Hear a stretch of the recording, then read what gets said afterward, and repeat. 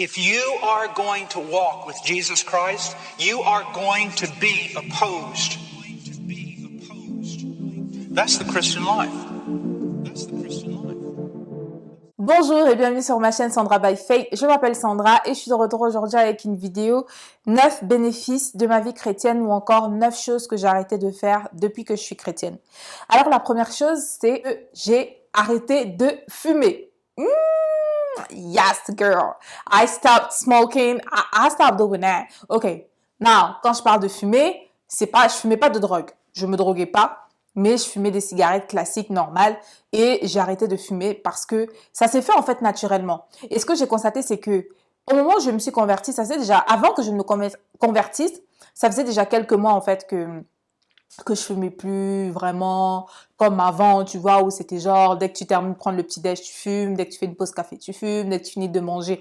La clope après la nourriture, c'était la clope la plus essentielle de toute ma journée parce que quand je terminais de bien manger, c'était comme genre un digestif en fait. Pour toutes les personnes qui fument encore, vous savez de quoi je parle. Donc franchement, c'était la clope dont je ne pouvais pas me passer. Mais j'avais constaté vraiment que je commençais à arrêter petit à petit. Et puis quand je me suis convertie, boum, franchement, j'ai arrêté de fumer. C'est comme si c'était genre une évidence et c'était comme si je n'avais jamais fumé en fait de toute ma vie, vraiment. Donc j'ai arrêté de fumer et franchement, si toi tu fumes encore aujourd'hui, je te conseille vraiment d'arrêter déjà parce que clairement, hein, fumer des clopes ou fumer de la drogue, ce n'est absolument pas du tout en accord avec la foi chrétienne, mais tellement pas. Pourquoi? Parce que quand on fume des cigarettes, la cigarette n'apporte rien à nos corps, si ce n'est des maladies. Donc, vraiment, je suis bien contente d'avoir arrêté de fumer et je t'encourage aussi vraiment à arrêter de fumer. C'est totalement possible pour toi parce que rien n'est impossible vraiment pour le Seigneur. Si tu veux vraiment arrêter de fumer, tu vas arrêter de fumer. Et la preuve, c'est que pas nécessairement besoin d'être chrétien pour arrêter de fumer. Il y a beaucoup de personnes qui ne sont pas chrétiennes, qui fumaient, qui ont arrêté de fumer et qui n'ont plus jamais retouché à une clope. Donc, c'est pour dire que toi, tu as encore plus d'avantages parce que tu as le Seigneur qui est de ton côté pour pouvoir te donner une force surnaturelle de pouvoir arrêter de fumer si tu décides vraiment d'arrêter de fumer. Et quand je dis fumer, c'est toute fumette. Que ce soit la beuh, que ce soit peu importe, c'est toute fumette.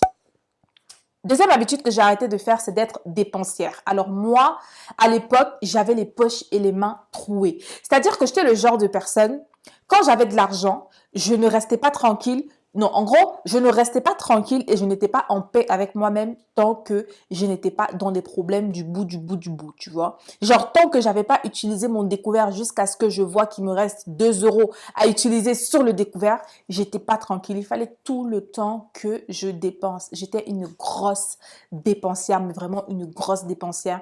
Et quand je suis devenue chrétienne, j'ai commencé à prendre de nouvelles habitudes en fait, à changer de mentalité parce qu'au final, le fait de dépenser beaucoup d'argent, etc., ou alors le fait d'avoir certaines habitudes, ça dépend tout simplement d'un mindset qu'on a en fait, d'une façon de voir les choses, tu vois. Et j'ai commencé à apprendre et à apprendre la valeur de l'argent et surtout à comprendre que en fait, le fait d'être dépensière, ça ne faisait que matérialiser en fait un trouble qu'il y avait en moi, matérialiser un certain manque de paix, tu vois. Ça venait juste matérialiser en fait tout le chaos et le désordre qui se passait à l'intérieur de moi en fait. Ce qui fait que depuis que tout est rentré dans l'ordre dans ma vie, par la grâce de Dieu, c'est une habitude que je n'ai plus. Aujourd'hui, je suis plus du côté très très sage, plus du côté vraiment je garde ce que j'ai plutôt que de dépenser en fait, tu vois ce que je veux dire. Donc je ne suis plus dépensière du tout et ma relation et mon rapport avec l'argent ont vraiment changé et surtout aussi mon rapport à la consommation a vraiment changé et voilà, et franchement je rends grâce à Dieu. Ensuite, la troisième habitude, c'est mes goûts alimentaires. Avant, je mangeais tout le temps sucré. Ah, j'aimais les choses, enfin, le petit déjeuner. Parce que de base, moi, j'ai pas la dent sucrée en fait. Je suis quelqu'un, je préfère le salé par rapport au sucré, ça a toujours été comme ça. Mais par contre, tout ce qui est petit déjeuner, mon petit déjeuner, il fallait qu'il soit blindé et bombardé de sucre. Non seulement il fallait qu'il soit blindé et bombardé de sucre, mais je mangeais tout ce qui est processed, tu vois, tout ce qui est, tu vois, les croissants industriels, voilà, les petits déjeuners industriels, c'était juste ma vie en fait. Autant dans la nourriture, j'étais pas industrielle à manger des plats faits, des plats cuisinés tout près, des boîtes et des machins. Autant dans le petit déjeuner, c'était vraiment du petit déjeuner industriel de ouf. Et ça allait juste pas quoi, parce que par rapport à la santé, c'est juste pas bon quoi, tu vois. Donc du coup, mes goûts alimentaires vraiment ont commencé à changer, à s'affiner et tout ça, c'était vraiment... Plus j'ai pris l'habitude de jeûner, tu vois, j'ai constaté que mes goûts alimentaires ont commencé à changer, etc., etc. Donc, du coup, aujourd'hui, par exemple, pour le petit déjeuner, je fais mon petit déjeuner moi-même. Je n'achète plus de petit déjeuner industriel, plus aucun. Sauf vraiment très, très rarement quand je me dis, ah, franchement, j'aimerais bien manger du pain de mie, tu vois. Mais sinon, à part ça, je n'achète plus de petit déjeuner industriel. Je ne prends plus de petit déjeuner hyper sucré.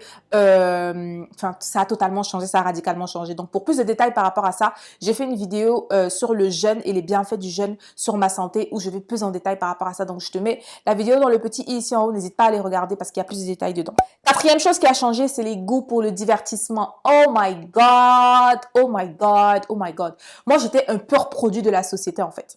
Pur produit de la société en ce qui concerne les divertissements. Ça veut dire que les télé-réalités, je les regardais toutes, je les dévorais, c'était limite une religion, c'était limite un culte pour moi la télé-réalité. Les magazines gossip, j'en avais des tonnes et des tonnes et des tonnes, les gossips, les publics, tous les magazines gossip là que tu connais là. Après, je sais pas si c'est encore super à la mode en ce moment. Mais en tout cas, moi, je sais que 2012, 2013, 2014, là, les magazines gossip, c'était juste le truc parce que les réseaux sociaux, c'était pas encore tendance comme c'est aujourd'hui, là, surtout en matière de gossip.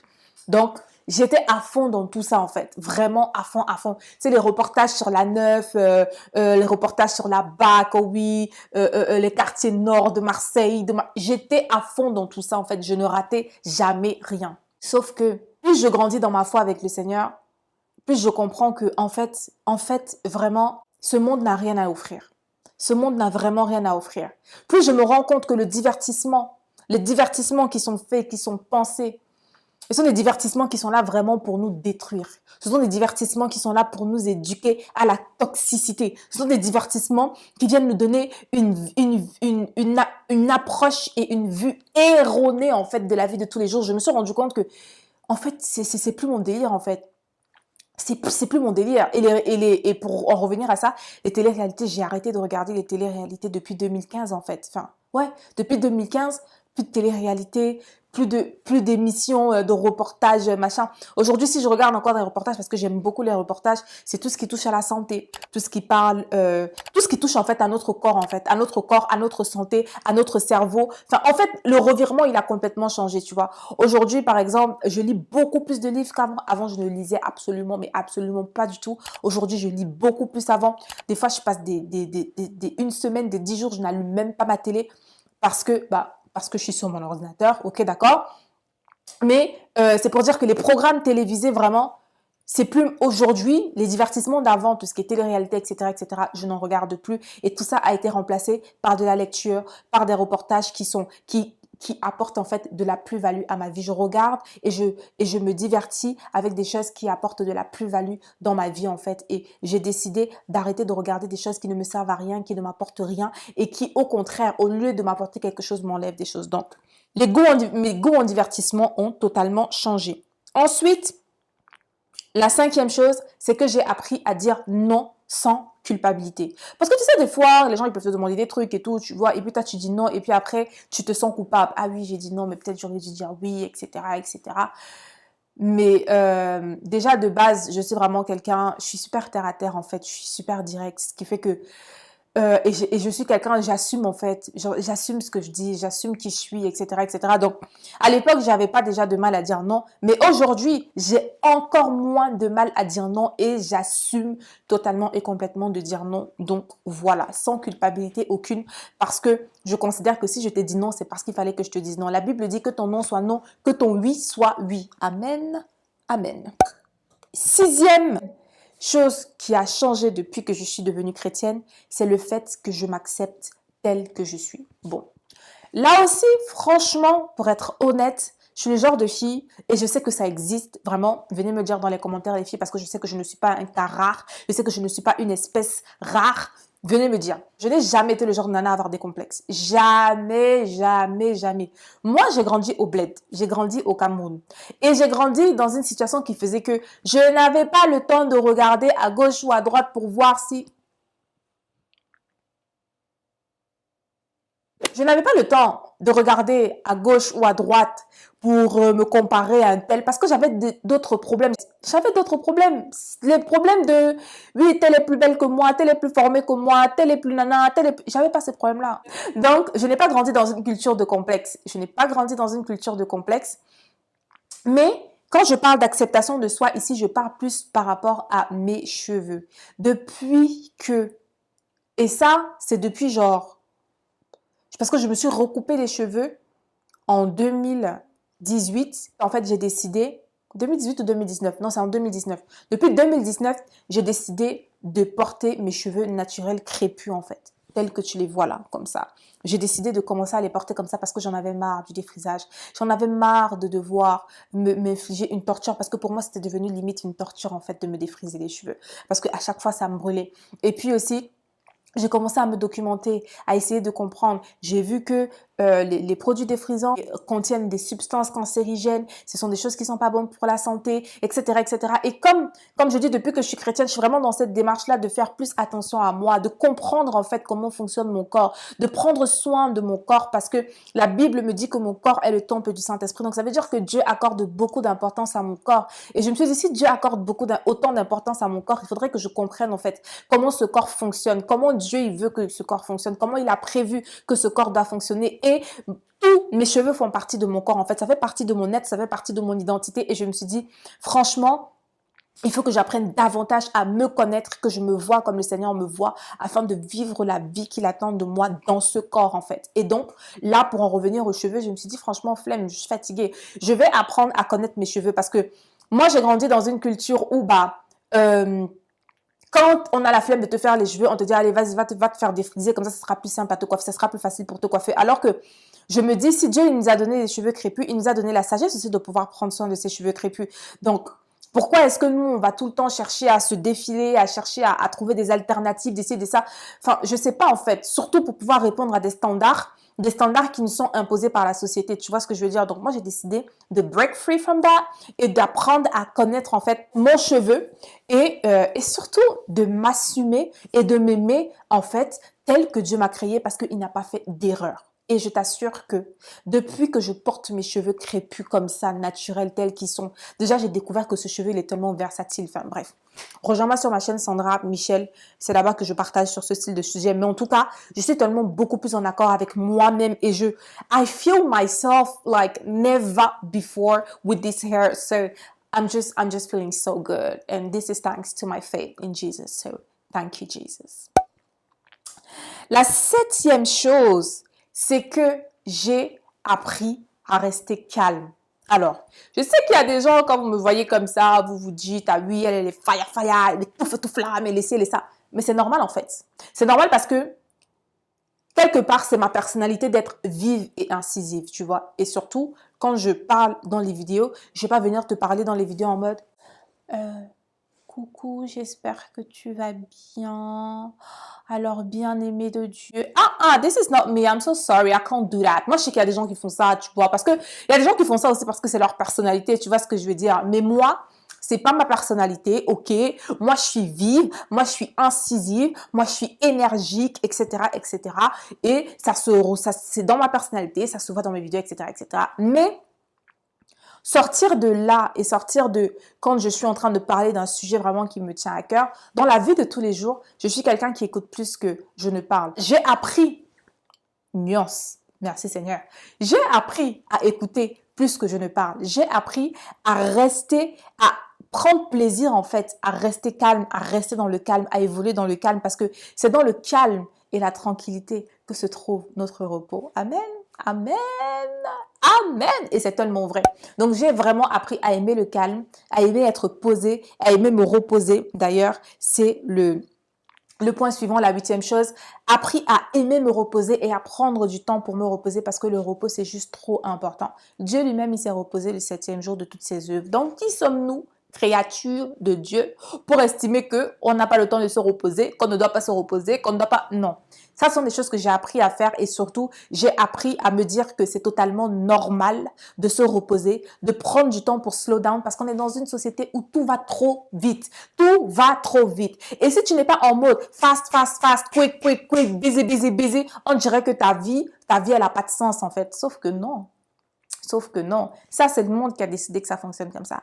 Avec le Seigneur, en tout cas moi, c'est ce que j'ai découvert et c'est ce que j'ai appris. Avec le Seigneur, il y a un temps pour toutes choses. Il y a un temps pour pleurer, il y a un temps pour rire. Il y a un temps pour travailler, il y a un temps pour s'arrêter de travailler. Il y a un temps pour avancer, il y a un temps pour rester calme en fait. Et depuis que je suis chrétienne, j'ai vraiment appris à aimer le calme, à rester dans le calme, à prendre le temps de me reposer, à aimer me reposer, à me recharger, à poser tout en fait. Et c'est juste vraiment trop, trop, trop, trop important. Ce qui fait que des fois, tu vois, par exemple, le fait de lire, bah, ça te permet de te poser, ça te permet de te calmer. Des fois même, je suis juste là, je suis assise, je regarde dehors. Moi, j'ai la chance, là où j'habite, j'ai vu sur les toits de Toulouse. Donc, des fois, je m'assois juste là et puis j'admire et je regarde dehors. Et puis, je reste dans le calme, en fait, parce que ça fait du bien, en fait, de se reposer. Ça fait du bien d'être dans le calme. Et ça, franchement, une fois de plus, merci Jésus, parce que avant toi, c'était le chaos. C'était le chaos. Le chaos. Et la 9e et dernière chose, c'est apprendre à respecter mon corps. Oh my God! Et ces derniers temps, c'est un sujet qui est tellement, tellement, tellement, tellement en vogue. Et j'en reparlerai, je ne sais pas, cette vidéo, normalement, tu vas la voir la 3e semaine de février. Donc, j'en reparlerai dès la semaine prochaine parce que je fais un live. Ah, d'ailleurs, si tu ne me suis pas encore sur les réseaux sociaux, viens me rejoindre sur mon compte Instagram, Sandra by Faith, parce que sur Instagram, je publie du contenu qui ne vient pas sur YouTube et je t'assure que c'est un contenu qui est tout aussi édifiant que ce que je poste ici sur YouTube. Par exemple, le mois dernier, j'ai fait un live parce que je fais un live par mois. J'ai décidé ça quelque part l'année dernière. Et le live du mois dernier, il était juste trop bien. Il était super bénissant, mais je ne l'ai pas laissé en ligne parce que c'est un live dans lequel j'ai vraiment donné beaucoup de témoignages et beaucoup de détails par rapport à ma vie personnelle. Et vraiment, pour éviter qu'il y ait des captures, qu'il y ait des ci, qu'il y ait des ça, qu'il y ait des mésinterprétations, j'ai décidé de ne pas le laisser en ligne et surtout parce que je savais que c'était vraiment un live qui allait toucher des personnes et les personnes ont été touchées. Et puis voilà.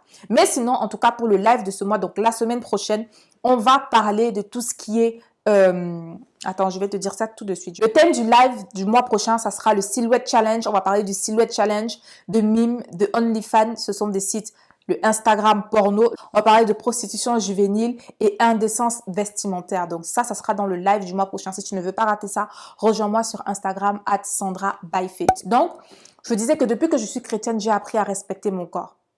J'ai appris à respecter mon corps, que ce soit au travers de ce que je mange.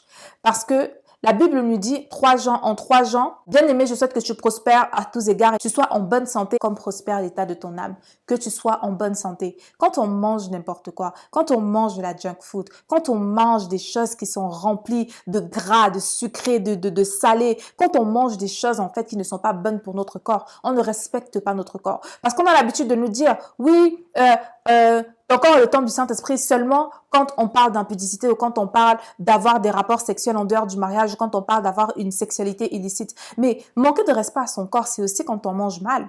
Manquer de respect à son corps, c'est aussi quand on ne se lave pas. Manquer de respect à son corps, c'est aussi quand on ne donne pas assez de repos à son corps alors que le corps a besoin d'être bien reposé pour pouvoir fonctionner normalement comme il faut. Manquer de respect à son corps, c'est aussi quand on le maltraite, quand on fait n'importe quoi, quand on boit comme des ivrognes, quand on boit comme des fûts, quand on fume de la drogue, quand on fume des cigarettes. Manquer de respect à son corps, c'est aussi quand on expose ses parties intimes à qui veut le voir. Et je n'en ai rien à faire qu'on veuille me dire, oui, le corps de la femme, c'est si, elle fait ce qu'elle en veut. Ça, c'est très bien. Ce sont des discours qui fonctionnent pour les gens qui ne sont pas chrétiens. Ce sont les discours qui fonctionnent pour les gens qui ne reconnaissent pas Jésus-Christ comme étant leur Seigneur et Sauveur.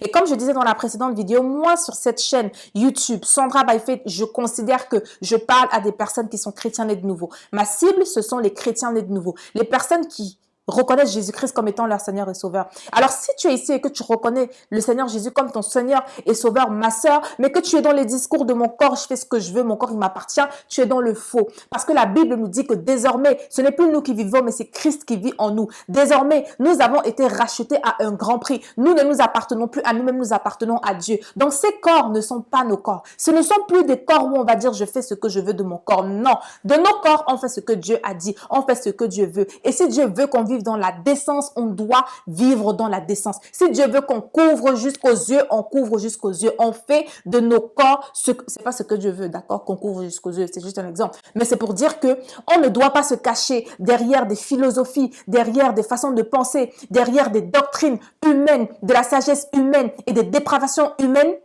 pour pouvoir exercer en fait les désirs de nos cœurs et venir dire non, je fais ce que je veux de mon corps. Non, tu ne fais pas ce que tu veux de ton corps. Tu fais ce que Dieu veut de ton corps. Et ce que Dieu veut de ton corps et attend de toi en ce qui concerne ton corps, en ce qui concerne mon corps, c'est qu'on soit décent dans tout, qu'on respecte nos corps dans tout. Dieu s'attend à ce que tu aies une alimentation correcte qui prend soin de ton corps. Dieu s'attend à ce que tu aies un repos et un sommeil correct qui prend soin de ton corps. Dieu s'attend à ce que tu sois en bonne santé et que tu prospères à tous égards comme prospère l'état de ton âme. D'accord?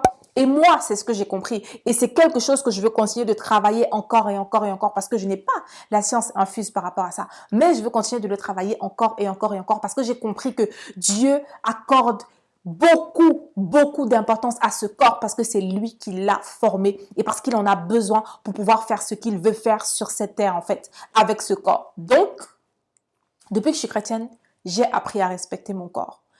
Que ce soit au travers de mon alimentation, que ce soit au travers de mon hygiène de vie, que ce soit au travers de la façon dont je me repose, que ce soit au travers de ce que je regarde, etc.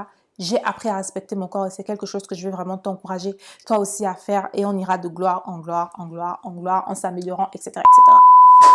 Donc voilà, on est arrivé à la fin de cette vidéo. J'espère vraiment que la vidéo aura su t'aider, que la vidéo aura su te parler, que la vidéo aura su te challenger. N'hésite pas à me dire en commentaire quelles sont les choses que toi aussi, que tu as arrêté de faire depuis que tu es devenue chrétienne. Quelles sont les habitudes que tu avais avant et aujourd'hui, quand tu vois ça, tu te dis « Ah, je comprends même pas comment moi j'ai pu faire ça, etc. etc. » Maintenant, je veux aussi remettre les choses dans le contexte. Je suis pas en train de critiquer qui que ce soit qui s'est retrouvé dans les habitudes que je viens de citer ici à être encore en train de les faire. Non, moi, je suis pas là pour critiquer qui que ce soit. Je suis là pour dire les changements, en fait, que moi, j'ai vu, que j'ai observé, en fait, dans ma vie et des changements qui sont totalement bénéfiques, en fait, qui sont totalement bénéfiques et que je veux t'encourager à avoir aussi parce que ça ne sera que pour ton bien. C'est ça qu'il faut retenir. Ça ne sera que pour ton bien. Il n'y a rien que Dieu nous demande de faire et rien que Dieu nous conduit à faire qui soit pour notre mal, en fait. Tout ce que Dieu attend de nous, c'est pour notre bien. Donc, si tu n'y es pas encore, continue d'aspirer à y arriver. Il faut que tu y aspires à y arriver et tu vas y arriver. Pourquoi? Parce que c'est la grâce de Dieu qui te fera y arriver. Moi, je ne suis pas venue dire ici là que je suis arrivée par mes propres forces. Absolument, mais absolument pas du tout, tu vois. C'est tout simplement la grâce de Dieu qui me permet d'y arriver. La grâce de Dieu est ma volonté. Parce que Dieu a besoin de travailler aussi avec notre volonté. Si on n'est pas volontaire et qu'on n'a pas envie vraiment de voir du changement et de voir de la progression, on ne verra jamais le changement, on ne verra jamais la progression. Mais si on veut ce changement et cette progression, la grâce de Dieu est là pour nous aider pendant que nous aussi on avance. Donc voilà.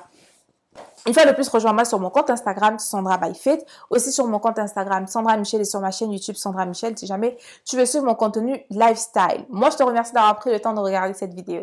D'ici à la prochaine fois, porte-toi bien, que mon Dieu te bénisse et don't forget, never stop walking by faith and not by sight. Stay blessed and faith it till you make it. Bye.